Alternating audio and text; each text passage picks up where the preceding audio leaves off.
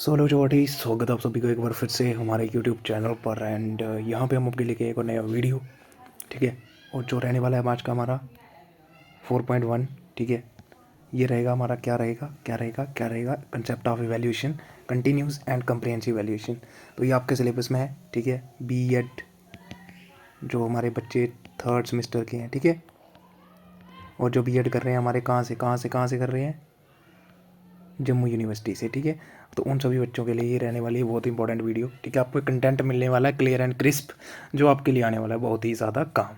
तो शुरू करते हैं वीडियो। एंड देखो यहाँ पे सबसे पहले इवैल्यूएशन का मतलब क्या होता है ये आप सबको पता होना चाहिए, और आप सबको पता भी है।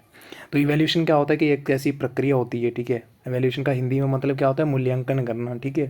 तो मूल्यांकन क्या होता है, एक ऐसी प्रक्रिया होती है जिसमें हम असेस करते हैं, ठीक है, द वैल्यू, वर्थ और क्वालिटी ऑफ समथिंग, मतलब किसी की भी, कि उसकी क्या वैल्यू है, क्या वर्थ है, क्या क्वालिटी है किसी भी चीज़ की, उसको असेस करना, उसका पता करना, उसी को अपन क्या कहते हैं, इवैल्यूएशन, ठीक है। और एजुकेशन की अगर हम बात करें, क्या बोलती है कि एजुकेशन की अगर हम बात करें तो इवैल्यूएशन क्या होता है कि एक ऐसा प्रोसेस होता है जो सिस्टमेटिक तरीके से चलता है, और जिसके अंदर हम क्या करते हैं, असेसमेंट करते हैं किसकी, स्टूडेंट की परफॉर्मेंस की, यानी बच्चों की जो परफॉर्मेंस है, ठीक है।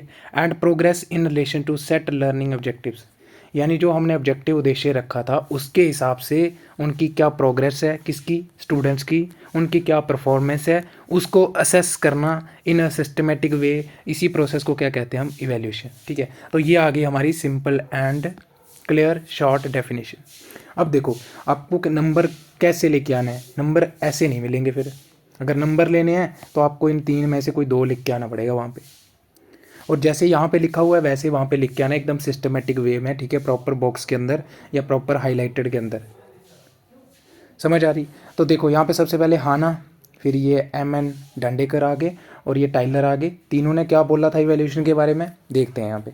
अब देखो हाना जी कहते हैं कि इवैल्यूएशन एक ऐसी प्रक्रिया होती है जिसमें हम गैदरिंग करते हैं, यानी इकट्ठा करते हैं, और फिर बाद में उसको हम इंटरप्रेट करते हैं, evidences changes in the behavior of all students as they progress through school।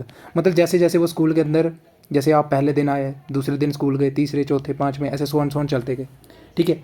तो जैसे जैसे आप स्कूल के अंदर जा रहे थे, ठीक है, डेली जा रहे थे, उस चीज़ की ये जो डेटा है उसके बारे में, उसको कलेक्ट करना यानी गैदर करना, फिर उसका इंटरप्रिटेशन करना यानी एनालिसिस करना, यानी विश्लेषण करना, ठीक है, कि कितना बच्चे के बिहेवियर में चेंजेस आ रही हैं, उसी को क्या कहते हैं, इवैल्यूएशन कहते हैं, ठीक है। समझ आ गई? अब देखो डांडेकर जी क्या कहते हैं, डांडेकर ने बोला कि evaluation can be defined as the systematic method which ascertains the extent to which the students has been able to achieve the objectives। यानी ये पता करता है, एक ऐसा सिस्टमेटिक मेथड होता है जिसके अंदर हम पता करते हैं कि कितने एक्सटेंट तक बच्चे जो हैं वो योग्य हो चुके हैं, या हाँ एबल मतलब योग्य हो चुके हैं, किसको, जो भी ऑब्जेक्टिव हमने निर्धारित करा था, यानी जो भी हमने नहीं, जो भी हमारा क्या होता है ऑब्जेक्टिव, क्या बोलते हैं अपन, जो भी हमारा गोल था जो सेट करा था वो अचीव करा है कि नहीं करा, कितना अचीव करा, अगर करा है तो कितना अचीव करा, ठीक है। तो ये कहा था डांडेकर ने। अब देखो टाइलर क्या कहते हैं, टाइलर कहते हैं कि डिफाइन करा उन्होंने इवैल्यूएशन को एज एक सिस्टमेटिक प्रोसेस होता है of determining the extent to which educational objectives are achieved by peoples, ठीक है। तो इसमें भी थोड़ा सा चेंज करा इन्होंने, जो डांडेकर था वही था ये भी, ठीक है। इन्होंने भी बोल दिया कि एक सिस्टमेटिक प्रक्रिया होती है जिसमें हम डिटरमाइन करते हैं कि कितने एक्सटेंट तक जो हमारे एजुकेशनल ऑब्जेक्टिव्स थे वो बच्चे के द्वारा अचीव करे गए हैं। पीपल्स क्या होते हैं, छात्र, उनके द्वारा कितने एक्सटेंट तक, यानी कहाँ तक पहुँचे वो, जो हमने डिसाइड करा था शुरू में, ठीक है। तो इसी को अपन, उन्होंने बोल दिया कि इसी को अपन इवैल्यूएशन कहते हैं, ठीक है। तो ये एक सिस्टमेटिक प्रक्रिया होती है, ये आपको कर लेना है, जिसमें हम मतलब सिंपली अगर हम बात करें ओवरऑल कि बच्चे ने जो हमारा ऑब्जेक्टिव था वो कितना अचीव करा, ठीक है, या उसकी परफॉर्मेंस कितनी रही, उसका पता लगाना, ठीक है, उसका आंकलन करना यानी असेसमेंट करना उसका, उसी को क्या बोलते हैं अपन, इवैल्यूएशन बोलते हैं। अब देखो इवैल्यूएशन जो है वो हमें क्या देता है, तो यहाँ पे लिख रखा है कि evaluation provide information to students and teachers, दोनों को इन्फॉर्मेशन देता है, जी देता है।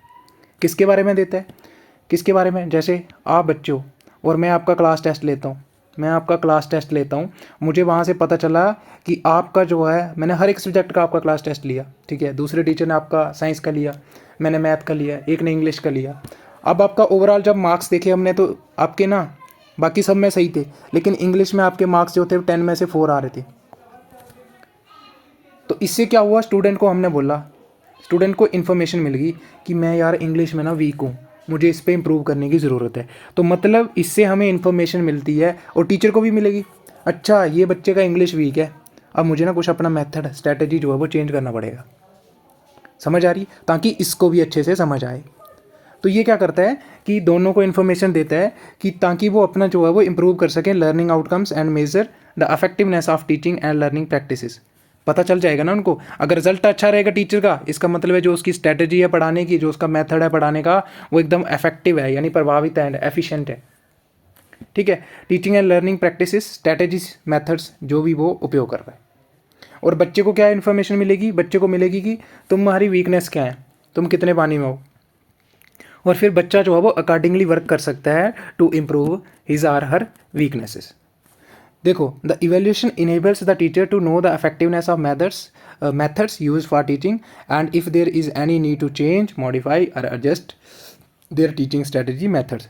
तो मतलब मैंने आपको बता दिया कि इससे टीचर को भी पता चल जाता है कि जो मेरे मेथड है, पढ़ाने का जो तरीका है, जो मैं स्ट्रेटजी यूज़ कर रहा हूँ, ये क्या कहीं ज़रूरत तो नहीं है इसको चेंज करने की, कि बच्चों को समझ ही नहीं आ रहा है और मैं तो ऐसे पढ़ाते जा रहा हूँ, है ना। मॉडिफाई करने की ज़रूरत तो नहीं है, कहीं एडजस्टमेंट की ज़रूरत नहीं है। हो सकता है कुछ ऐसी चीज़ें हो जो मैं बच्चों को जो है वो थ्योरेटिकली पढ़ा रहा हूँ, लेकिन हो सकता था मैं उनको अच्छे से किसी दूसरे तरीके से पढ़ा सकता था, एक्टिविटी करवा के, ठीक है। तो मॉडिफाई या एडजस्ट करने की ज़रूरत तो नहीं है, जो मैं मेथड या स्ट्रैटेजी यूज़ कर रहा हूँ, ये भी टीचर को कहाँ से पता चलेगा, थ्रू इवैल्यूएशन। तो ये लाइन्स भी बहुत इंपॉर्टेंट है आपके लिए। अब आ जाओ नीचे। तो evaluation is the systematic process of collection evidence about student progress and achievements in both cognitive and non cognitive areas of learning based on judgement are performed and decisions are made. तो ये आपका same आ गया भाई, कि एक ऐसी प्रक्रिया होती है, ठीक है, सिस्टमेटिक चलती है, जो जिसके अंदर हम कलेक्शन करते हैं एविडेंसेस। एविडेंसेस मतलब डेटा कलेक्ट करना। एविडेंस जैसे क्लास टेस्ट ले लिया तो वो भी एक एविडेंस ही है, सबूत ही है, किसके बारे में, बच्चों की प्रोग्रेस के बारे में, उनकी अचीवमेंट्स के बारे में, और जिसके अंदर दोनों हमारे डोमेन कवर होते हैं, ठीक है। कोग्निटिव मतलब संज्ञानात्मक जो होता है, आपने पढ़े होंगे डोमेन ऑफ डेवलपमेंट, 4 डोमेन होते हैं, नीचे बात करेंगे हम, ठीक है। तो कोग्निटिव प्लस नॉन कोग्निटिव, जिसमें हमारा अफेक्टिव एंड साइको मोटर आता है, ये आपको पता होगा।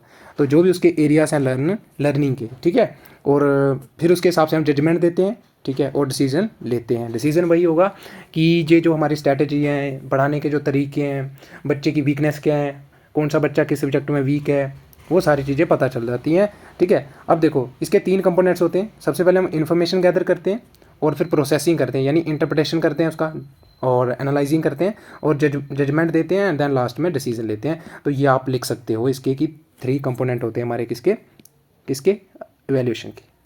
अब आ जाओ नीचे, ठीक है। तो इवैल्यूएशन देखो यहाँ पे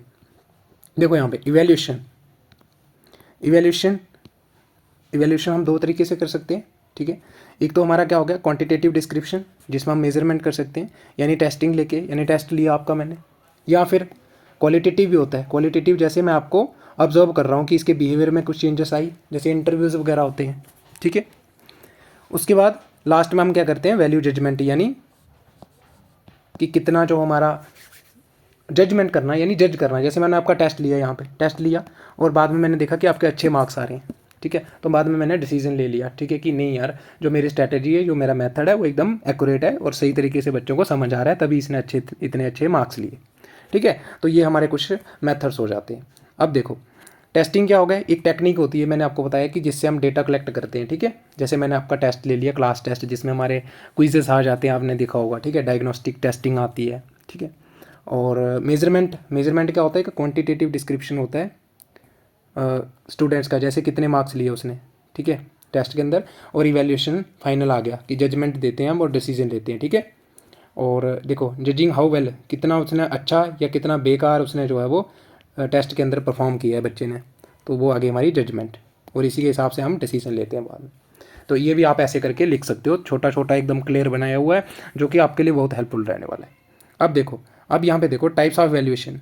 अगर हम टाइप्स ऑफ वैल्यूएशन की बात करें यानी कितने प्रकार के मूल्यांकन होते हैं, तो सबसे पहले बेसिकली आप तो यही रखते हो, ठीक है। जो हमारी कॉमन क्लासिफिकेशन है ना वो यही है कि टाइम के हिसाब से कब कर रहे हैं हम।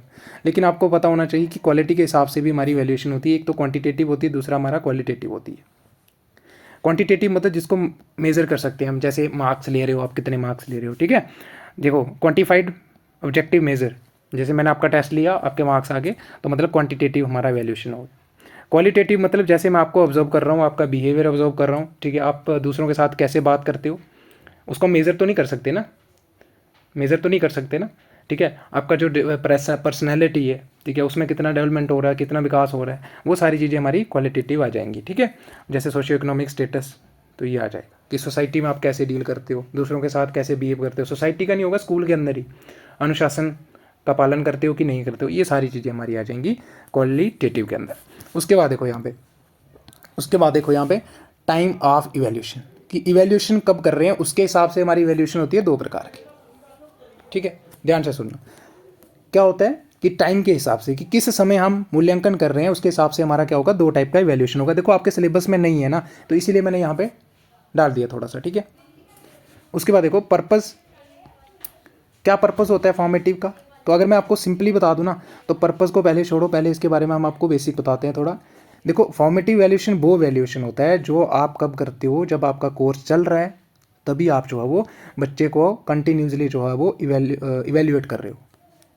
जैसे अभी क्लास चल रही है या आपका कोर्स चल रहा है, अभी तक आपका सेमेस्टर खत्म नहीं हुआ, और सेमेस्टर के बीच में जो आपके ये क्लास टेस्ट होते हैं, ठीक है, यूनिट टेस्ट होते हैं, ठीक है। आप जो है वो एक यूनिट का टेस्ट, जैसे आपका एक यूनिट खत्म हुआ तो आप टेस्ट दे देते हो बच्चों को, फिर बच्चों को बोलते हो जैसे 2 यूनिट होंगे मैं आपका टेस्ट ले लूँगा, या फिर मैं आपका मंडे को सरप्राइज टेस्ट लूँगा। तो ये सारे जो आपके ड्यूरिंग द कोर्स आपका जो इवैल्यूएशन हो रहा है, इसी को अपन क्या कहते हैं फॉर्मेटिव इवैल्यूएशन, ठीक है। और जो एंड ऑफ द कोर्स में होता है, यानी जब आपका कोर्स पूरा कंप्लीट हो गया, जैसे आपके ये फाइनल एग्जाम होने वाले हैं, ठीक है, जैसे आपके ये फाइनल एग्जाम होने वाले हैं, तो फाइनल एग्जाम के लिए जो इवैल्यूएशन होगा,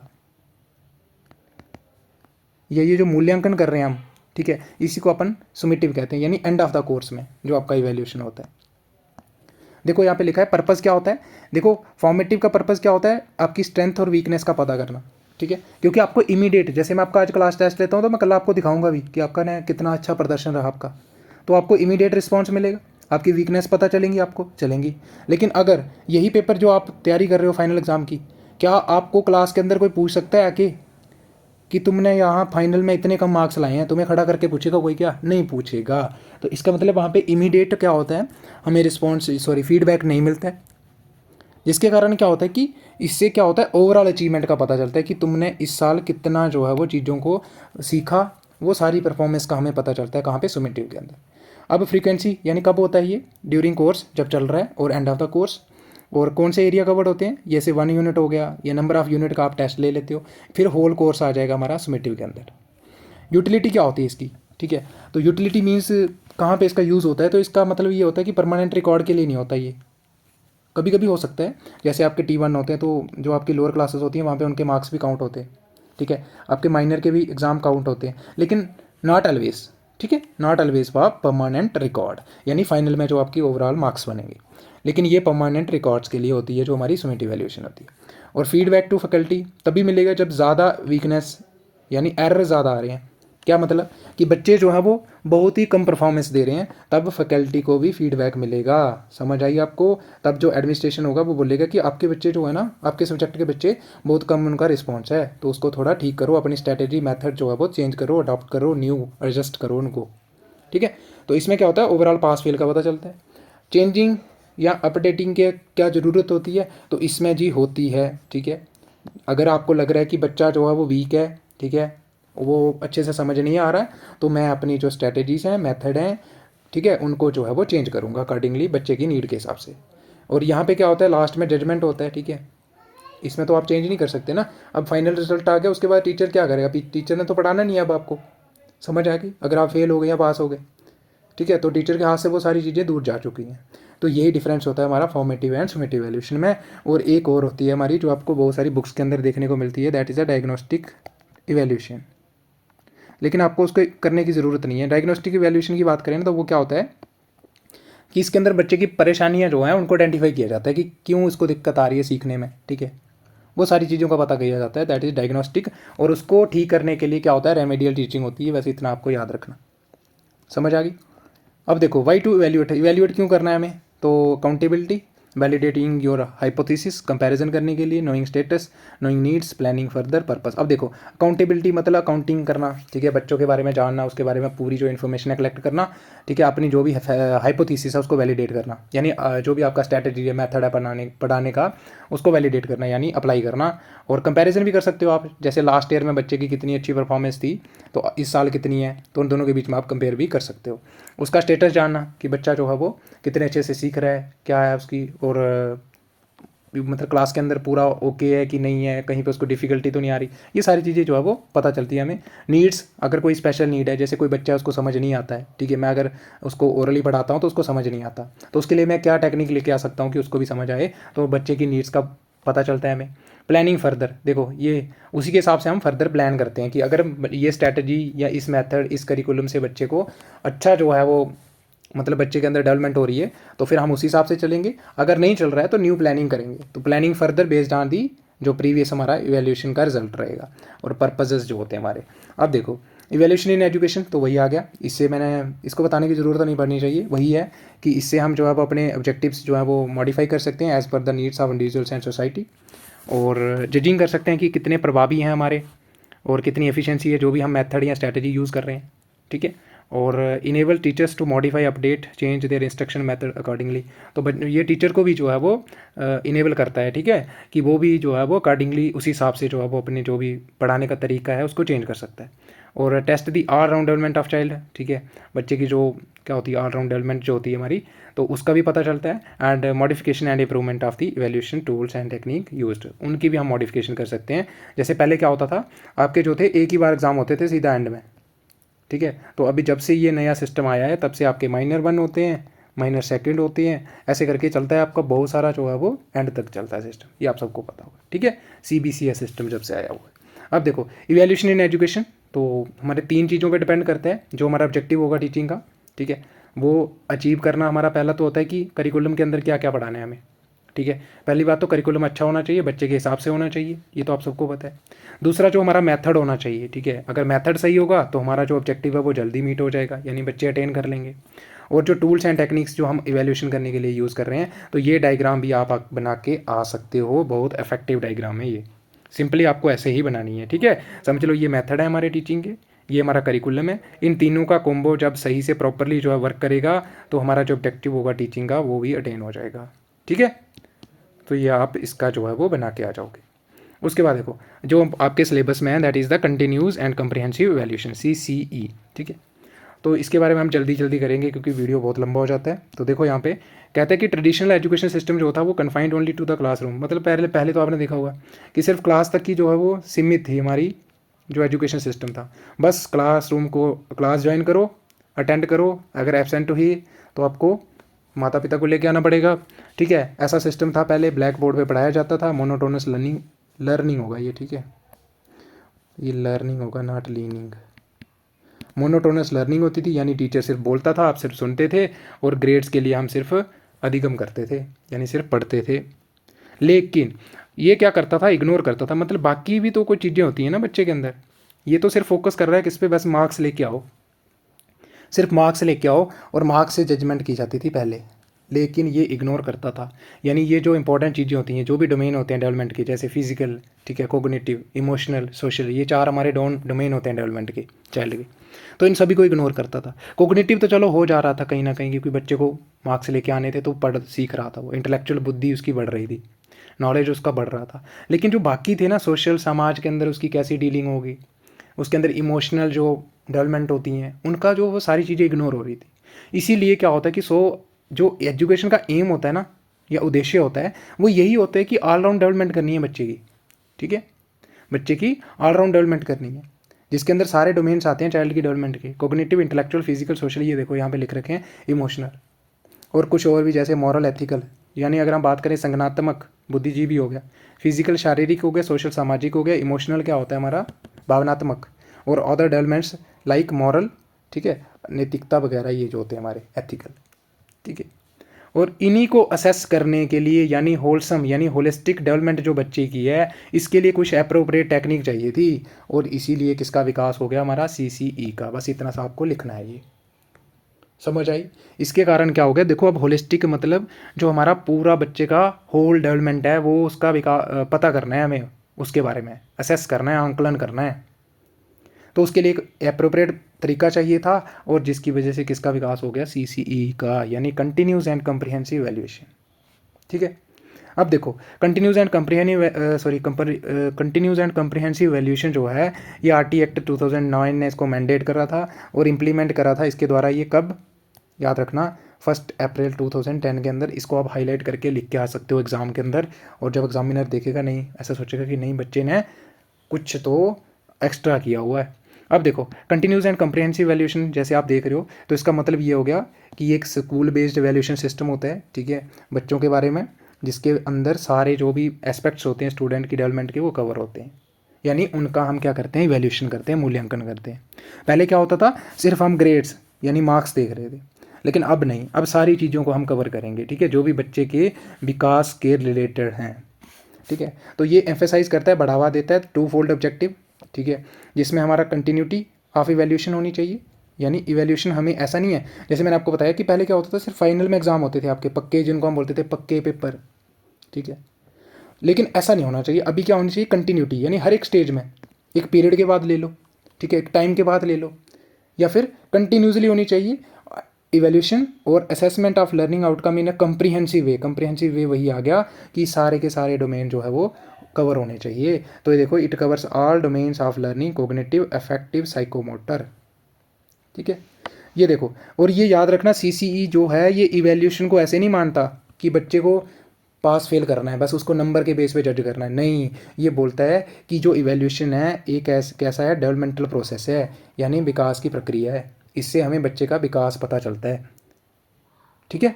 उसके बाद देखो कोग्निटिव के अंदर क्या आती है, नॉलेज, अंडरस्टैंडिंग, एप्लीकेशन, यानी संज्ञानात्मक, ठीक है, दिमागी तौर पे जो आपका होता है। अफेक्टिव में आते हैं इमोशनल, ठीक है, याद रखना, सिंपल इतना याद रखना, इमोशंस, फीलिंग हो गए, ठीक है। और साइकोमोटर आपका हो गया, मोटर स्किल का उपयोग करना, जैसे इसमें फाइन आते हैं, फाइन मोटर स्किल होते हैं हमारे, और ग्रॉस होते हैं, ठीक है। फाइन आपके आते हैं जहाँ पे आपको, जैसे आपको नीडल में थ्रेड जो है वो डालना है, ठीक है, या फिर आपको कोई ड्राइंग करनी है या राइटिंग करनी है, ठीक है, तो यहाँ पे कौन से स्किल का उपयोग होता है, याद रखना, मोटर, ठीक है, उनका स्किल का यूज़ होता है। और जो हमारे ग्रॉस मोटर होते हैं, ये रनिंग, साइकिलिंग एटसेट्रा में, जो बड़े बड़े काम करते हो आप जैसे, ठीक है। उसके बाद देखो कंटिन्यूस, दो टर्म आती है हमारी, कंटिन्यूस एंड कम्प्रीहेंसिव, ठीक है। अब दोनों को आपको ऐसे मतलब समझ आएगा ना, कि आपको लिख के आना है जो भी आपको समझ आएगा, और मैं गारंटी देता हूँ कि अगर आप ये लिख के आ जाते हो, ठीक है, ऊपर तो ये लिखो पहले, ठीक है, ये स्टोरी लिखो कि क्यों CCE आया, किसने इसको इम्प्लीमेंट करा, इसके अंदर क्या कवर होता है हमारा, ठीक है, तो ऑल डोमेन जो भी होते हैं डेवलपमेंट के कवर होते हैं, ठीक है। और याद रखना इसमें दो टर्म्स आती हैं, एक कंटिन्यूस आ गया, एक कम्प्रीहेंसिव आ गया। अब कंटिन्यूस हमसे क्या कहता है, कंटिन्यूस मतलब निरंतर, ये कहता है कि refer to regularity in assessment, यानी हमें रेगुलर असेसमेंट करना है, पहले की तरह नहीं कि सिर्फ फाइनल में एग्जाम लो बच्चों के, उसके बेस पे डिसाइड करो आप बच्चे का, और सिर्फ पेपरों के रिलेटेड ही होता था। जैसे आपने देखा होगा पहले सिलेबस हुआ करता था, अभी तो करिकुलम आया ना, ठीक है, पहले सिलेबस हुआ करता था सिर्फ, बाकी कोई एक्टिविटीज़ का नाम नहीं होता था ऐसे कि स्कूल के अंदर कोई एक्टिविटीज़ भी होती है, ठीक है। तो इसी प्रकार से कि refer to regularity in assessment है, ठीक है, कि निरंतर हमें जो है वो आंकलन करना है बच्चे का, ठीक है, एज द डेवलपमेंट। अब देखो कि बच्चे का जो विकास होता है वो भी तो एक कंटिन्यूस प्रोसेस है, तो फिर क्यों हम जो है वो इवैल्यूएशन जो है वो एक एंड में करते हैं सिर्फ। इसीलिए इन्होंने बोला कि अगर बच्चे का विकास कंटिन्यूस है, यानी निरंतर है, उसकी प्रक्रिया है, तो इसीलिए हमें उसकी डेवलपमेंट को भी असेस करना है कंटिन्यूसली। समझ आ गई।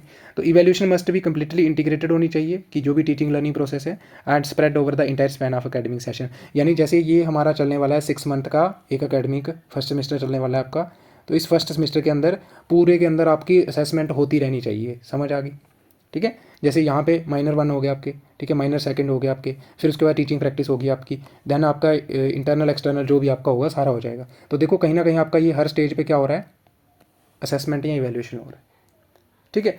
अब देखो it means regularity of assessment और फ्रीक्वेंसी ऑफ यूनिट टेस्टिंग, कि कितनी बार हमें यूनिट टेस्ट जो है वो कंडक्ट करने हैं। डायग्नोसिस ऑफ लर्निंग गैप्स, ठीक है। और देखो कर सकते हैं ना हम, जैसे हमने माइनर 1 लिया, ये तो अपने में लागू करना मत, सॉरी छोड़ो इसको, आप लोअर क्लासेस के अंदर देखो। अगर क्लास टेस्ट लेता हूँ मैं बच्चे का, तो मैं उसको बोलता हूँ कि तुम्हारा ये वीकनेस है, नेक्स्ट टेस्ट में तुमसे मैं अच्छा रिजल्ट चाहता हूँ, तो बच्चा फिर अपनी वीकनेस पे इंप्रूवमेंट लाएगा।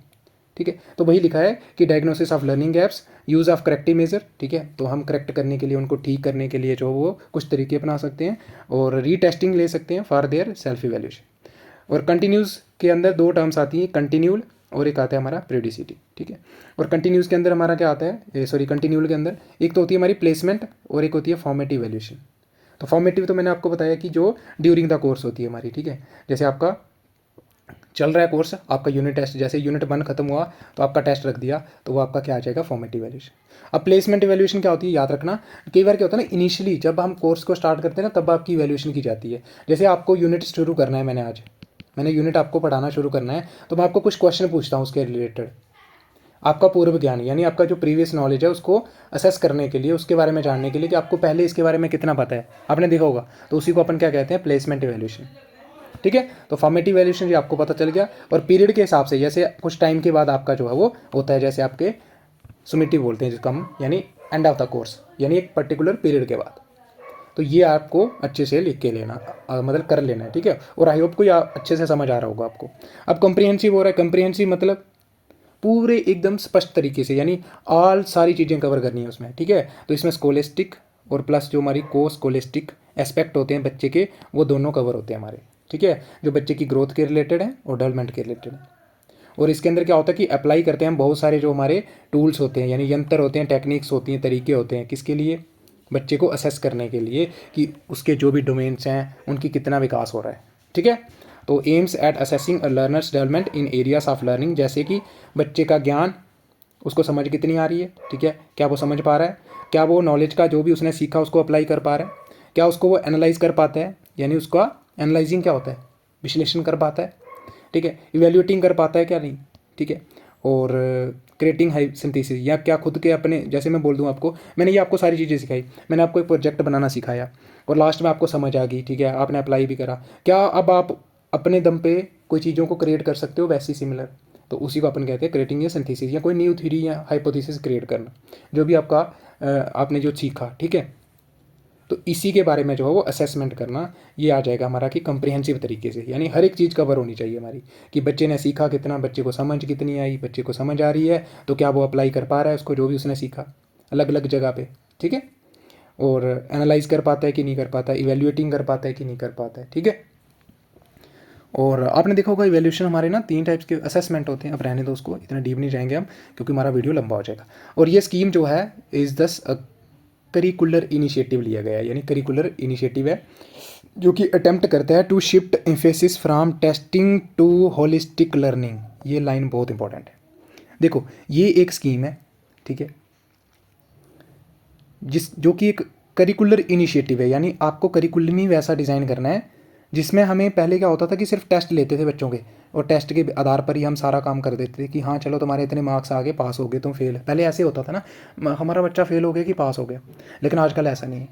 आजकल ऐसा भी देखा जाता है कि तुम्हारा बच्चा सिंगिंग में कितना अच्छा है, स्पोर्ट्स में कितना अच्छा है। ठीक है, तो दैट्स होलिस्टिक लर्निंग।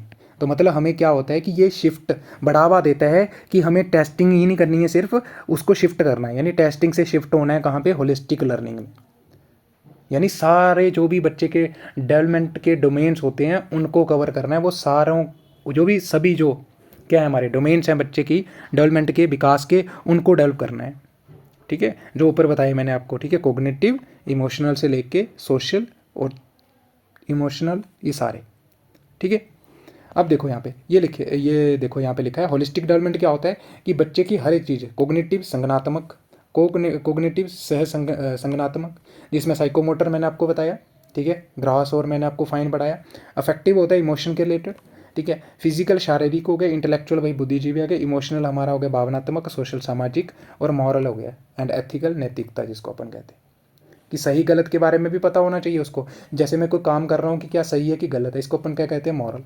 सोसाइटी में कैसे डील करना है मुझे, बैठना खड़े होना कैसे, बात करना कैसी है। इमोशनल हो गया। ठीक है, कुछ बहुत बहुत ज़्यादा इमोशनल बंदे होते हैं जो कि ऐसे छोटा सा आप उनको कुछ बोल दोगे तो वो रो पड़ते हैं, मतलब इमोशन पे ज़ीरो कंट्रोल है। इंटेलेक्चुअल यानी दिमागी तौर पे, शारीरिक तौर पे स्वास्थ्य है कि नहीं है, गेम्स में कितना ज़्यादा एक्टिव है वो, ठीक है। तो ये सारी चीज़ें आ जाएंगी हमारी, ठीक है। इसमें कॉग्निटिव में नॉलेज, अंडरस्टैंडिंग, ये सारी चीज़ें आ जाती हैं हमारी, ठीक है। अब आ जाओ नीचे, ऑब्जेक्टिव्स क्या होते हैं हमारे, उद्देश्य क्या है स्कीम के, ठीक है। ये जो हमारा स्कीम है, स्कीम मतलब CCE जो हमारा है, तो इसके ऑब्जेक्टिव क्या है, उद्देश्य क्या है। तो इसमें जो ऊपर बताया ना मैंने, वही लिखा हुआ है यहाँ पे कि इससे क्या होता है, ये हेल्प करता है हमारी, ठीक है, मदद करता है किसके विकास में, संज्ञानात्मक विकास, साइकोमोटर, अफेक्टिव स्किल्स का। और ये क्या करता है, बढ़ावा देता है किसको, thought process and deemphasize करता है मेमोराइजेशन, यानी जो रटते हैं चीज़ों को, क्रैम करते हैं, रट्टा मारना, उसको ये डी एम्फेसाइज करता है। मतलब ये बोलता है कि आपको चीज़ें रटनी नहीं है, चीज़ों को कैसे करना है, आपको पहले सोचना है कि ये कैसे हुआ होगा, एक्टिविटी करवानी है बच्चों से कि ये चीज़ ऐसे हो रही है तो क्यों हो रही है, एक्टिविटी करके इसको प्रूव करो। समझ आ रही है आपको। तो ये उसको बढ़ावा देता है, ना कि मेमोराइजेशन को, यानी रट्टा मारना या फिर ऐसे चीज़ों को होते हैं ना, ये ऐसे पढ़ते जाते हैं हम सीधा, समझ बिल्कुल होती नहीं है, तो वो चीज़ें नहीं होनी चाहिए। तो उसको भी ये बढ़ावा देता है, किसको, थॉट प्रोसेस को, कि बच्चा जो है वो थिंकिंग, इमेजिनेशन, ऑब्जर्वेशन, ये सारी स्किल्स का विकास होना चाहिए। To make evaluation and integral part of teaching learning process, ठीक है। तो पहले क्या होता था, देखो इवेल्यूशन ऐसे होती थी, लास्ट में होती थी, ठीक है, लास्ट में होती थी, बच्चे पढ़ते जाते थे, पढ़ते जाते थे, पढ़ते जाते थे, और लास्ट में एग्ज़ाम दे के आते थे, पास फेल हुआ सही बात है, अगर पास हुआ तो सही है, नहीं हुआ तो फिर से एग्ज़ाम देना, ऐसे होता था। लेकिन अभी नहीं, अभी हम उसको इंटेग्रल पार्ट बनाना है, मतलब हर एक स्टेप पे आप जो है वो कोर्स के बीच में भी वैल्यूएशन करोगे। समझ आ रही, कि उसका एक हिस्सा बना दो इसको, मेन जो होता है मूल हिस्सा बना दो।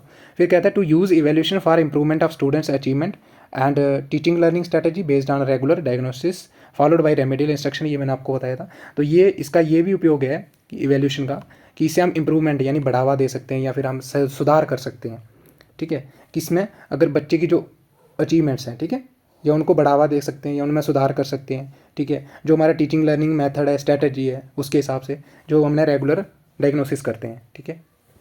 और फिर हम रेमेडियल इंस्ट्रक्शन उसी के हिसाब से दे सकते हैं, कि अगर कहीं पे ज़रूरत है कि जैसे एक बच्चा है उसको समझ नहीं आ रहा, तो उसको मैं सेपरेट क्लास लेके भी समझा सकता हूँ, ठीक है। तो उसको अपन रेमेडियल इंस्ट्रक्शन कहते हैं या रेमेडियल टीचिंग। फिर आ जाएगा to use evaluation as quality control device to maintain desired standards of performance, ये सिमिलर हो गया। To determine social social utility, desirability or effectiveness of a program and take appropriate decisions about the learner, the process of learning and the learning environment।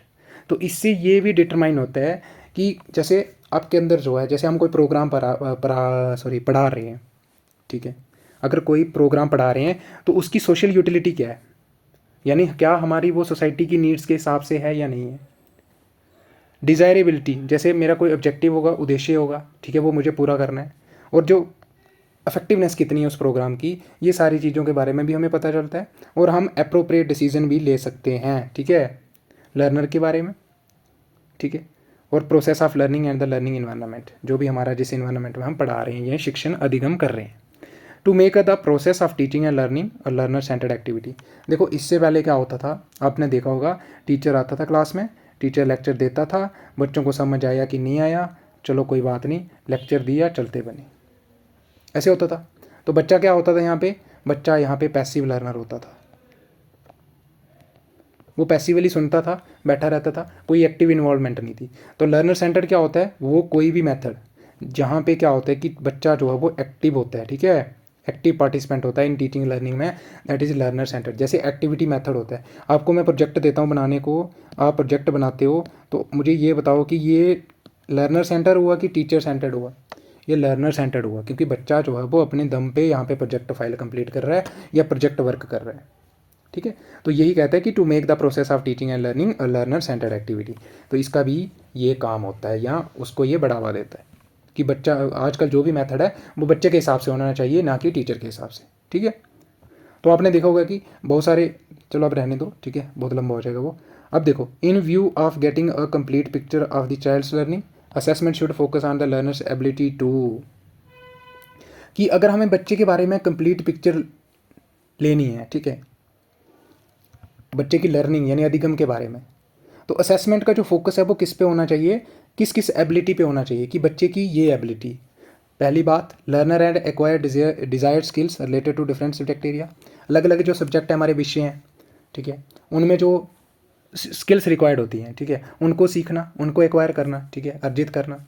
Acquire a level of achievement in different subject areas in the requisite measure develop child's individual skills interest attitude and motivation. ये भी वही हो गया, ठीक है, कि जो भी हमारा डिज़ायर लेवल ऑफ, ऐसे मान लो कि जैसे कुछ स्किल्स होती हैं, कुछ पर्टिकुलर इंटरेस्ट होते हैं बच्चे के, कुछ एटीट्यूड्स होते हैं, मोटिवेशन, अभिप्रेरणा, तो इनका भी विकास करना बच्चे के अंदर, ठीक है। उसके बाद understand and lead a healthy and productive life, ठीक है, मतलब बच्चे की जो क्षमता है, बच्चे के बारे में बात हो रही है यहाँ पे, ठीक है। Focus on the learner's ability to understand and lead a healthy and productive life. Monitor the change taking place in child's learning behaviour and progress over time, ठीक है, कि उसकी कितनी एबिलिटी है, उनको मॉनिटर करना कि जो बच्चे के बिहेवियर में या लर्निंग में या ओवर द टाइम जो उसकी प्रोग्रेस हो रही है, ठीक है, उसको ट्रैक करना। Respond to different situations and opportunities both in and out of the school, कि बच्चा जो है उसके अंदर जो क्षमता है, स्कूल के अंदर या स्कूल के बाहर अलग अलग सिचुएशन में उसका क्या रिस्पॉन्स रहता है, कैसे वो डील करता है उनसे। उसके बाद apply what is learned in a variety of environment, ठीक है, तो क्या बच्चा जो है उसके पास काबिलियत है, जो उसने आज यहाँ पे सीखा वो उसको अगर कल कहीं और अप्लाई कर सकता है कि नहीं कर सकता। सर्कमस्टांसेस हो गई, जैसे कोई कंडीशंस होगी, एंड सिचुएशन वर्क इंडिपेंडेंटली, मतलब बिना आपकी हेल्प से कर सकता है कि नहीं कर सकता, ठीक है, कोलाबरेटली एंड हारमोनियसली, ठीक है। एनालाइज एंड इवेल्युएट, और विश्लेषण कर सकता है कि नहीं कर सकता, ठीक है, क्रिटिकली एनालाइज करना, ठीक है। और be aware of social and environmental issue, participate in school social and environmental projects and cause, और रिटेन, क्या वो रिटेन कर सकता है जो भी उसने सीखा, ठीक है। तो ये सारी चीज़ों पे हमारा फोकस होना चाहिए, ये भी आप जो है वो लिख सकते हो। उसके बाद 10 assessment is useful desirable and an enabling process है, तो so to realise this one needs to keep the following parameters in mind. तो इसको रियलाइज़ करने के लिए, ठीक है, तो जो भी बंदा होता है उसको क्या होना चाहिए, कुछ पैरामीटर्स अपने माइंड में रखने चाहिए। The needs to assess the learner, अलग अलग वे जो है वो कलेक्ट करने के, इन्फॉर्मेशन के यूज़ करने चाहिए, ठीक है, about the learners learning progress in subjects and cross curricular boundaries. Collect information continuously and record the same, मतलब जो भी इन्फॉर्मेशन है उसको कंटिन्यूसली कलेक्ट करना है हमें और रिकॉर्ड कर देना है। Give importance to each learner, मतलब हर एक इंपॉर्टेंट जो लर्नर है हमारा, यानी सीखने वाला जो है, उसको हमें इक्वल इंपॉर्टेंस देनी है। ऐसा नहीं बोलना है कि ये बच्चा इंटेलिजेंट है और ये जो है वो डफर है, ऐसे कभी नहीं बोलना चाहिए। मैंने देखा बहुत सारे टीचर बोल देते हैं, जो कि टोटली गलत बात होती है, ठीक है। और of responding and learning and time it हो गया। Report on an ongoing continuous basis and be sensitive to every learner's response, वही आ गया। जैसे कोई बच्चा गलत भी जवाब देता है ना, तो उसको डायरेक्टली ऐसे नहीं बोल देना कि तुझे नहीं आता, ये आंसर नहीं होगा, तो उससे पता क्या होगा, जो उसका कॉन्फिडेंस होता है ना वो भी जीरो हो जाता है। तो आप सभी टीचर बनने वाले हो, ये सारी चीज़ें नहीं होनी चाहिए। तो मैंने देखा है कभी कभी आप ऐसे बोल दो, हाँ आपका थोड़ा सही है, ठीक है, या फिर ऐसे बोल सकते हो कि गुड ट्राई।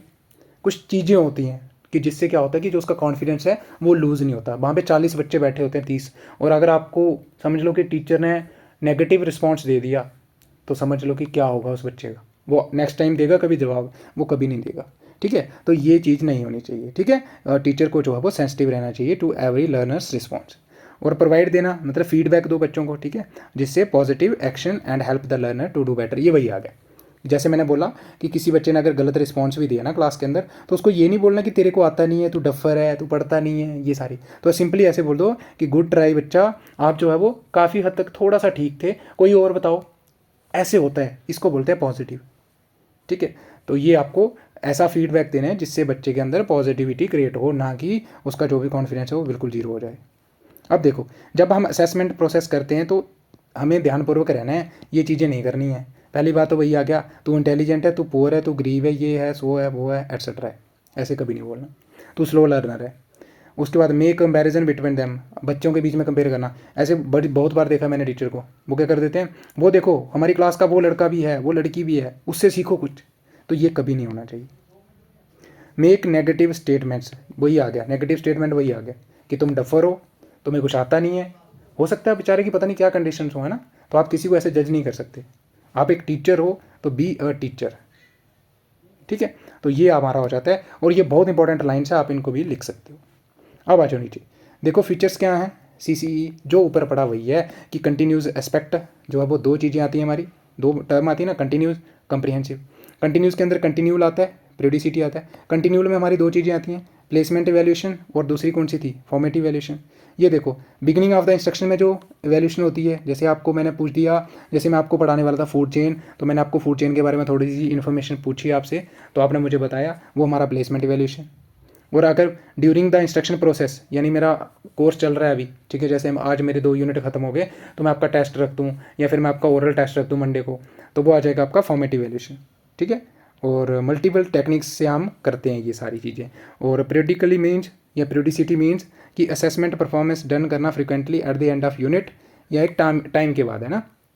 और याद रखना इसमें हमारा समेटिव इवैल्यूएशन आता है, ठीक है।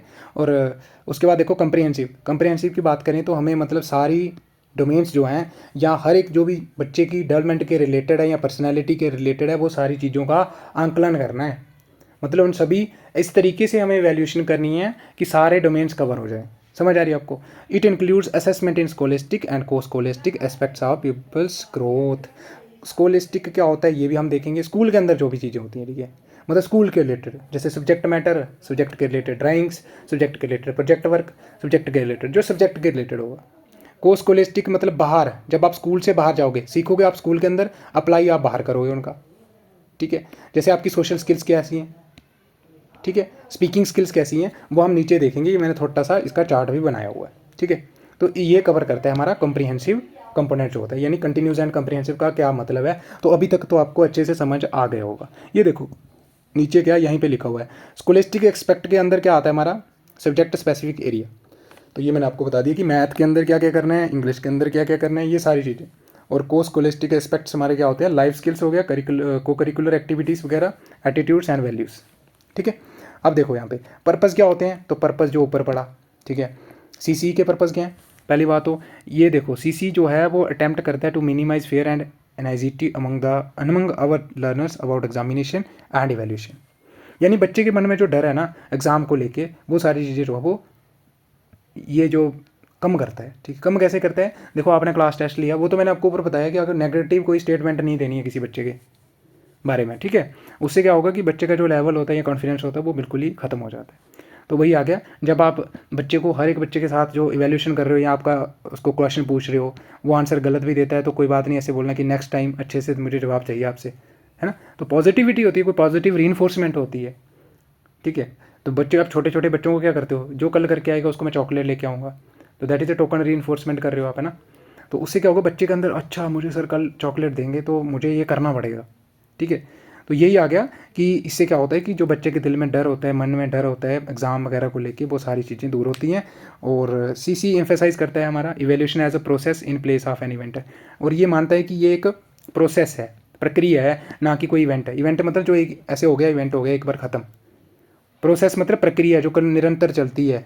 समझ आई अब। इवेंट जैसे कोई फंक्शन हो गया, ठीक है, तो एक ही बार होगा, मतलब एंड में, ऐसा नहीं है। ये बोलता है कि एक प्रक्रिया है, प्रक्रिया मतलब जो चलती रहनी चाहिए।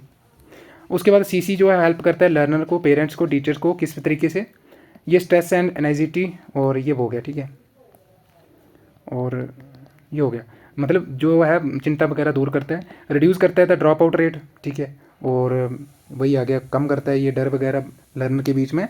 और स्कूल की परफॉर्मेंस को लेके भी डर होता है ना कुछ बच्चों को, कि मेरे मार्क्स कम आए, मैं शक्ल कैसे दिखाऊंगा, ये वो, ये तो सारे मिथ बनाए हुए हैं, ऐसा कुछ नहीं होता। CC greater focus is given on learning rather than on conducting test and examination. वही आ गया कि जो सीसी है ये ज़्यादा फोकस किस पे करता है, लर्निंग पे, बच्चे का अधिगम पे, एज़ कम्पेयर टू किसके, कंडक्टिंग टेस्ट एंड एग्जामिनेशन। इसका मतलब ये नहीं होता कि एग्ज़ाम या कंडक्ट टेस्ट ही लेने, मतलब आपको, जैसे आप किसी, कोई बच्चा सिंगिंग में अच्छा है तो वहाँ पे इसका मतलब क्या होगा कि बच्चा जो है वो, उसके जो स्किल्स हैं वो अच्छे से डेवलप हैं, इमोशनली सोशली वो जो है वो उसका विकास हो रहा है, ठीक है। समझ आ रही है आपको।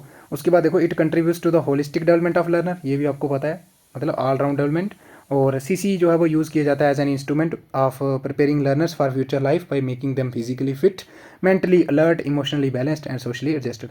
तो देखो जो ऊपर हमने पढ़ा कि सारे डोमेन कवर होते हैं, तो सारे domain means, mentally means cognitive, ठीक है, इमोशनली इमोशनल डोमेन डेवलप हो रहा है, सोशली सामाजिक तौर से अच्छा, मतलब अपने आप को कहीं पे उसको, मतलब ऐसे तरीके से हम उसका विकास कर रहे हैं कि अगर वो कल को यहाँ से उठ के किसी दूसरी स्टेट में भी जाता है तो वो वहाँ पे अपने आप को अडॉप्ट कर लेगा as per the environmental conditions, यानी जैसा वहाँ पे माहौल होगा, जैसे वहाँ पे सोसाइटी होगी, ठीक है।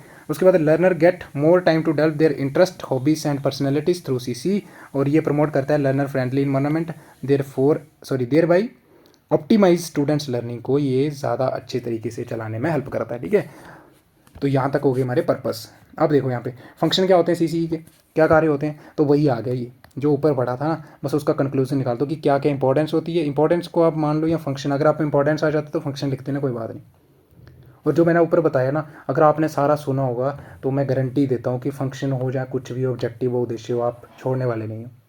ऑब्जेक्टिव मतलब उद्देश्य क्या होते हैं, तो वही था हमारा कि इसके सारे डेवलपमेंट करने हैं डोमेन बच्चे के, है ना। तो आप दिमाग लगाना, थोड़ा सा मैनिपुलेशन करना चीज़ों को, ऑटोमेटिक हो जाएगा। कोई रटने की बात नहीं है, बस आपको समझ होनी चाहिए कि क्या उद्देश्य हो सकते हैं CCE के, क्यों करते हैं कंटिन्यूस एंड कम्प्रीहेंसिव इवैल्यूएशन, ठीक है।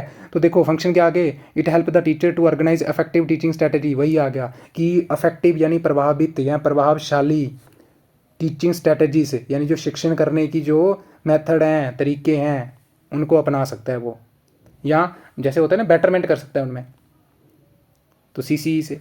कंटिन्यूस इवैल्यूएशन जो है बच्चों को रेगुलर असेस करता है, ठीक है, कितने एक्सटेंट तक उन्होंने सीखा है या उनकी क्या प्रोग्रेस चल रही है बच्चों की, ठीक है।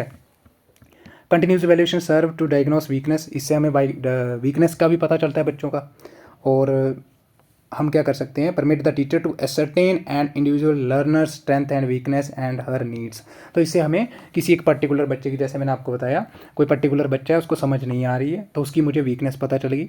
अब मैं इसको कैसे ठीक कर सकता हूँ, रेमेडियल मेजर जो है वो ले सकता हूँ मैं उसको रेक्टिफाई करने के लिए, ठीक है। और बच्चों की स्ट्रेंथ भी पता चलती है मेरे को, ऐसा नहीं है कि वीकनेस ही, स्ट्रेंथ भी तो चलती है ना पता। अच्छा ये सिंगिंग में अच्छा है, अच्छा ये स्पोर्ट्स में अच्छा है, ये ड्राइंग में अच्छा है, समझ आ रही है आपको।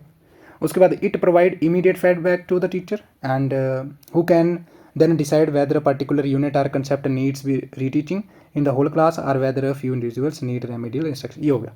देखो इससे जैसे आपको, मैंने आपको पूछा, मैंने आपको पढ़ाया, और कल मैं क्या करूँगा, आपका टेस्ट रख दिया, मैंने टेस्ट रख दिया और मैंने देखा बच्चों का 10 बच्चे ऐसे थे जिनका परफॉर्मेंस बिल्कुल लो था, और 10 बच्चे ऐसे थे, 20 टोटल थे, 10 का बहुत अच्छा परफॉर्मेंस था। तो इससे मेरे को ये पता चल रहा है कि बाकी 10 बच्चों को तो अच्छे समझ आ चुका है मैथ, लेकिन ये जो 10 बच्चे हैं मुझे इनको ना फिर से समझाना पड़ेगा। तो देखो इससे टीचर को ये भी पता चलता है कि क्या मुझे पर्टिकुलर जो भी यूनिट है ये सारे बच्चों को पढ़ाना है या फिर कुछ बच्चों को पढ़ाना है जिनको रेमेडियल इंस्ट्रक्शन की ज़रूरत है, यानी इन 10 बच्चों को। समझ आई। तो ये भी इससे पता चलता है। By continuous evaluation children can know their strength and weakness, बच्चे को भी अपनी वीकनेस और जो कमजोरियाँ हैं, जो उसके मजबूत पक्ष हैं, वो भी पता चलते हैं। उसके बाद देखो it provides the child a realistic self assessment of how she studies, तो बच्चे को भी पता चलता है अपने आप को, यानी क्या बोलते हैं इसको, सेल्फ असेसमेंट, ठीक है, कि मैं जो सीख रहा हूँ ये सही तरीके से सीख रहा हूँ या मैंने कितना सीखा। बच्चे को भी अपने आप पे पता होता है ना, जब अच्छे से मैं परफॉर्म करूँगा जो भी मेरा इवैल्यूएशन होता है, तो मेरे को तो खुद भी पता, अच्छा मैंने यार अच्छे से पढ़ा था, मेरे को आता था, ऐसे होता है ना। तो बच्चे को भी पता लगता है कि कितना मैंने रियलिटी में जो है वो पढ़ा हुआ है, वो अपने आप को खुद को भी असेस कर सकते हैं। समझ आई।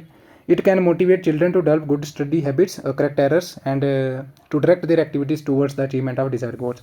अब ऐसा भी होता है जब आपका टेस्ट होता है, तो अगर आपको थोड़ा सा आपके अंदर, आपकी आत्मा को लगता है कि नहीं यार मैं ना अच्छा कर सकता था, अब देखना नेक्स्ट टेस्ट में जो भी टेस्ट होगा उसमें मैं देखना अच्छे से मार्क्स लेके आऊँगा। तो बच्चे को भी ये क्या कर रहा है, अभी प्रेरित कर रहा है कि बच्चा अपने अंदर जो है वो अच्छी आदतें जो होती हैं सीखने की, यादिगम की, उनका विकास कर सकता है। ठीक है, जो भी एरर हैं, गलतियाँ हैं, उनको ठीक कर सकता है। ठीक है, अच्छा मेरे से यार इस बार ये गलती होगी, अगली बार कोशिश करूँगा कि मैं इसको ठीक करूँ।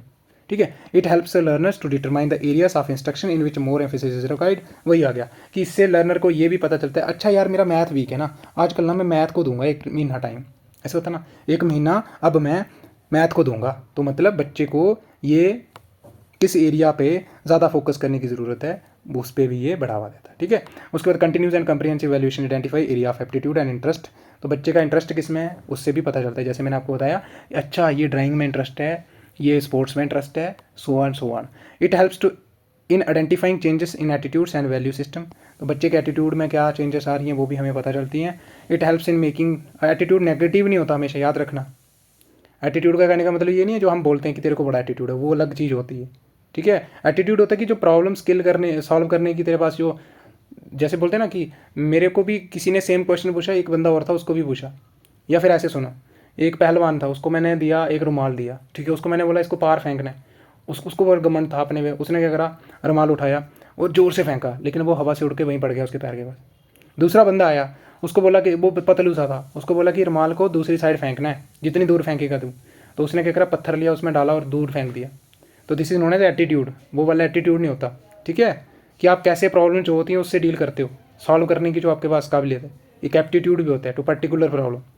और वैल्यू सिस्टम, ठीक है, it helps in making decisions for the future regarding choice of subject, course and career. इससे ये भी पता चलता है, जैसे अगर आपका मैथ अच्छा है तो आप फ्यूचर में मैथ ऑप्ट करोगे, यानी नॉन मेडिकल रखोगे, आजकल तो खत्म हो गया non medical, medical. It help provide information reports on the progress of students scholastic co scholastic area and help करता है predicting the future success of the learner. तो बच्चे का ये भी पता चलता है, अच्छा ये इस फील्ड में ड्राइंग में अच्छा है तो चलो उसको फ्यूचर में हम ड्राइंग में भेजेंगे, आर्ट एंड क्राफ्ट में, है ना। समझ आ रही है आपको। तो ये हमारे फंक्शन होते हैं, ये इंपॉर्टेंस होती है।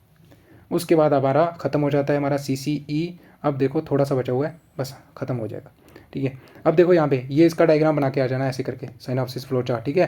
देखो स्कोलिस्टिक असेसमेंट के अंदर क्या क्या आता है। सबसे पहले हम फॉर्मेटिव असेसमेंट करते हैं, project, quizzes, research work group, ठीक है, यानी ड्यूरिंग द कोर्स होती हैं ये सारी चीज़ें। कंजर्वेशन स्किल्स हो गए, जैसे क्लासरूम के अंदर इंग्लिश पढ़ा रहे हो तो बच्चों के बीच में आप डिस्कशन करवा रहे हो, कंजर्वेशन बातचीत करवा रहे हो कि एक दूसरे से बातचीत करो, डायलॉग होता है ना, आपने सुना होगा, ठीक है। असाइनमेंट दे रहे हो बच्चों को, ओरल क्वेश्चन पूछ रहे हो क्लास के अंदर, तो ये सारे हमारे क्या आ जाएंगे, फॉर्मेटिव असेसमेंट। और स्कोलिस्टिक क्या होता है, जो स्कूल के रिलेटेड, ये मैंने आपको बताया था। अब समेटिव क्या होगा, समेटिव में MCQ पूछ सकते हैं हम, लॉन्ग आंसर हो गए, शॉर्ट आंसर हो गए, ठीक है, और कुछ फ्लेक्सिबल टाइम होता है, और रिटर्न एंड ऑफ टर्म, यानी लास्ट में जो एंड में होंगे। समझ आ रही है आपको, ठीक है। तो इस तरीके से हमारा समेटिव असेसमेंट भी होता है। अब देखो यहाँ पे लिखा है को स्कोलिस्टिक असेसमेंट है, तो इसके अंदर क्या आ जाएगा, लाइफ स्किल्स, ठीक है, थिंकिंग स्किल्स जैसे क्रिएटिव, क्रिटिकल, तार्किक हो गया, प्रॉब्लम सॉल्विंग, यानी किसी कोई भी आपको प्रॉब्लम दे दी जाती है उसको सॉल्व करो, डिसीजन लेने की जो आपके अंदर क्षमताएं हैं या कौशल है वो सारी आ जाएंगी थिंकिंग स्किल्स। को करिकुलर एक्टिविटीज़ आ जाती है हमारी, ठीक है, पाठ्य क्या बोलते हैं इसको हम, सहपाठ्यचर्या गतिविधियाँ, ठीक है। तो जैसे आप स्कूल के अंदर स्पोर्ट्स, ये सारी सिंगिंग वगैरह आ जाती हैं। क्रिएटिव एंड लिटरेरी एक्टिविटीज़, जैसे ड्राइंग्स में कोई अच्छा है। एस्थेटिक एक्टिविटीज़ आ जाती हैं हमारी, और साइंटिफिक एक्टिविटीज़ होगी। क्लब्स आते हैं, इको क्लब्स आती हैं हमारी, हेल्थ एंड वेलनेस क्लब आपने देखा होगा स्कूल के अंदर, बहुत सारे जो हैं वो जो भी डेज होते हैं, एनवायरनमेंट डे होता है जैसे, वो सारे मनाए जाते हैं। सोशल स्किल्स आती हैं आपकी, कि सोसाइटी के अंदर जैसे बाहर जाते हो आप कम्युनिकेट कैसे करते हो। इंटरपर्सनल स्किल्स आ गई, ठीक है। इमोशनल स्किल्स, कि इमोशन से डील कैसे करते हो आप, स्ट्रेस से डील कैसे करते हो। सेल्फ के बारे में जागरूकता, अपने बारे में, सभी के बारे में। वैल्यूज़ आ गई, एटीट्यूड टूवर्ड्स टीचर के प्रति आपका क्या एटीट्यूड है। समझ आ रही है आपको, कितनी वैल्यू देते हो आप उनको। तो आजकल ऐसा हो गया है कि टीचर जैसे जब हमें पढ़ाता था तो good morning sir, good afternoon sir चलता था, जैसे ही टीचर ने पढ़ाना छोड़ा तो टीचर अगर पास से भी जाता है ना तो हम उसको बुलाते तक नहीं है। यही तो हमारी सोसाइटी की सबसे बड़ी मेंटलिटी हो चुकी है, जो कि बिल्कुल गलत बात है, ऐसा नहीं होना चाहिए। स्टूडेंट पीस के प्रति आपका क्या भावनाएं हैं, ठीक है, और स्कूल प्रोग्राम के प्रति एंड इन्वायरमेंट जो भी आपका जहाँ पे आप पढ़ते हो, तो ये आपका सारा आ जाएगा। समझ आ गई आपको। तो ये आप इसका ऐसे करके चार्ट बना के आ जाना, और मैं गारंटी देता हूँ कि अगर ये क्वेश्चन आ जाता है आपको CCE, तो ये दोनों आप लिख के आ जाना अच्छे से, ठीक है। और थ्योरी बेशक कम लिखना और पॉइंट में लिखना अच्छे से, ठीक है, डेकोरेटिव। और दूसरा क्या है, साइनॉप्सिस जो जो आपको दिखी हैं सारी लिख के आ जाना। अब ब्लूम एंड इन्होंने कुछ बताया था कि हमें जो है वो बच्चे की जो डेवलपमेंट है या जो सीखने की जो उसकी कलाएँ हैं, ठीक है, या ऑब्जेक्टिव्स होते हैं, वो स्टेप बाई स्टेप चलते हैं। इन्होंने कहा था कि हायरार्किकल मोड पे चलते हैं, ठीक है, जो भी 3 डोमेन होते हैं हमारे, ठीक है, कोग्निटिव, अफेक्टिव, साइकोमोटर डोमेन, ठीक है। इसमें इन्होंने इनको कहा था कि ये लो लेवल है और ये हाई लेवल है, यानी हायर ऑर्डर थिंकिंग स्किल्स हैं ये। जैसे इवैल्यूएशन करना तो इसके लिए हायर ऑर्डर चाहिए आपके पास, सोचने की क्षमता चाहिए, तार्किक सोच चाहिए, एनालिसिस। तो ये सारी हमारी जो हैं ये हाई लेवल ऑर्डर स्किल्स हैं, ये हाई लेवल ऑर्डर स्किल्स। और ये जो ऊपर थी ना 3, ये लो लेवल है। देखो नॉलेज मतलब आपके पास जो क्षमता होती है, तो याद रखना ब्लूम ने दिया था, ठीक है, इसको ब्लूम टैक्सोनॉमी भी कहा जाता है। और टैक्सोनॉमी आपको पता है कि जब कोई हायरार्किकल चीज़ चलती है, ठीक है। और क्या कहा था इन्होंने कि use for classification of education learnings objectives into level of complexity and specificity के हिसाब से, कि कितना कम्प्लेक्स रहने वाला है। तो आगे आगे जैसे जाते हैं हमारे कम्प्लेक्स होता जाता है, इसीलिए इसको हम बोलते हैं हायर लेवल ऑफ स्किल, ठीक है, हायर ऑर्डर लेवल, ठीक है, हायर लेवल ऑफ ऑर्डर, ऐसे याद रखना, स्किल्स का, और ये लो लेवल होता है। सिंपली इतना याद रखना, सिलेबस में अगर है नहीं आपके, लेकिन आप लिखना चाहो तो लिख सकते हो। नॉलेज मीन्स ज्ञान, तो आपके पास कितनी क्षमता है, जो भी आपके पास इन्फॉर्मेशन है उसको रिकॉल करने की। कंप्रीहेंशन यानी अंडरस्टैंडिंग की क्षमता जो आपके अंदर है, कंसेप्ट को कितनी जल्दी समझ सकते हो आप। एप्लीकेशन यानी अप्लाई कितना कर सकते हो जो भी आपने सीखा, ठीक है। Applying knowledge in different aspects, ये डैश करके लिखा हुआ है ना, बिल्कुल शॉर्ट है, ये कर लेना आप, ठीक है। उसके बाद एनालाइज करना यानी विश्लेषण, ठीक है। एनालिसिस ऑफ एलिमेंट्स, ठीक है। और जैसे इन्फॉर्मेशन है उसको ब्रेक डाउन करना, ठीक है। जैसे आपके सामने मैं एक बुक रख देता हूँ तो आपको एनालिसिस करना है उसका, कि बताओ मुझे इसमें कंटेंट को लेके, ग्रामर वर्क को लेके आपका क्या कंक्लूजन है, तो आप एनालिसिस करोगे उसका, यानी जो नॉलेज है, जो भी इन्फॉर्मेशन दी है आप उसको तोड़ोगे और इंपॉर्टेंट चीज़ें मुझे बताओगे कि सर इसमें ये बात करी हुई है, समझ आएगी। सिंथेसिस की बात करें तो सिंथेसिस मतलब जो भी आपने सीखा उसी के आधार पे न्यू आइडियाज़ या सोल्यूशन बनाना, और इवैल्यूएशन लास्ट में जजमेंट आ गया। अब देखो फ़र्क क्या था, ये तो आ गया ब्लूम ने दी थी, ठीक है, 1956, उसके कलीग भी थे उसके साथ। अब इसको अपडेट कर दिया किसने, एंडरसन ने। कब करा, 2001 में। और जो बच्चे सीटेट की तैयारी कर रहे हैं अच्छे से तैयारी कर लो, ये पूछा जाता है कि बताओ अपडेट किसने करा था ब्लूम टैक्सोनॉमी को, तो एंडरसन जी थे जिन्होंने रिवाइज एडिशन दिया किसका, ब्लूम टैक्सोनॉमी का 2001 में, ठीक है। और इन्होंने क्या करा, थोड़ा सा लास्ट में जो है वो चेंजेस करी थी, ठीक है। सिंथेसिस मीन्स क्रिएशन, तो इन्होंने उल्टा कर दिया, देखो इवैल्यूएशन पहले रख दिया और क्रिएटिंग को लास्ट में कर दिया। क्रिएटिंग मीन्स सिंथेसिस करना, और इन्होंने कुछ सब कैटेगरीज भी दी थी, बस इतना याद रखना। रिमेंबरिंग मतलब वही आ गया नॉलेज।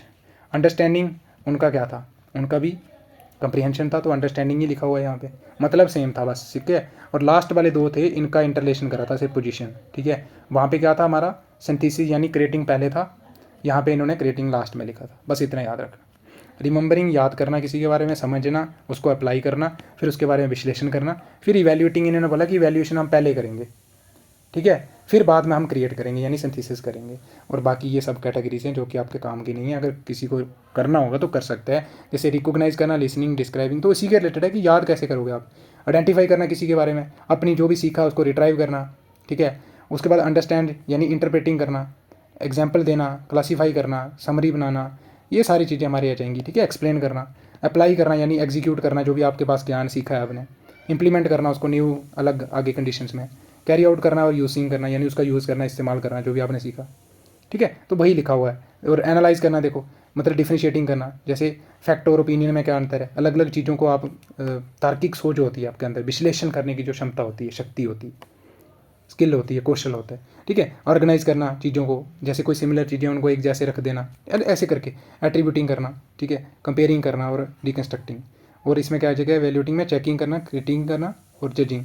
क्रिटिंग क्या होता है, थॉरोली मतलब एनालाइज करना किसी चीज़ को, ठीक है, डीपली क्रिटिकली एनालाइज करना। जजिंग करना, ठीक है, किसके बारे में जजमेंट देना, तो वैल्यूटिंग आया। और ये लास्ट में आ जाएगा कोई नई चीज़ बनाना यानी डिज़ाइनिंग करना, कंस्ट्रक्ट करना, प्रोड्यूसिंग, जनरेटिंग, तो ये आपको यहीं से समझ आ गया होगा। तो इसी के साथ हो जाता है हमारा ये लेक्चर ख़त्म। और आज शुक्र है कि पेजेस तो हमारे 23 नहीं बल्कि कितने थे आज, 12 पेजेस थे ना, 13 पेजेस थे, लेकिन आज हमारा वीडियो बना है थोड़ा शॉर्ट, तो आप इसको अच्छे से देख लेना और आपका काम हो जाएगा। जो आपको आपके सिलेबस में नहीं है, अगर आपको लगता है कि नहीं करने चाहिए तो आप उनको रहने दे सकते हो, बाकी आपको अच्छे से कर लेना है। और आशा मैं करता हूँ कि ये कहीं ना कहीं वीडियो आपके बहुत काम आने वाली है, ठीक है। सो आज के लिए इतना ही, मिलते हैं अगली वीडियो में, तब तक के लिए आप मेहनत करिए and have a good day.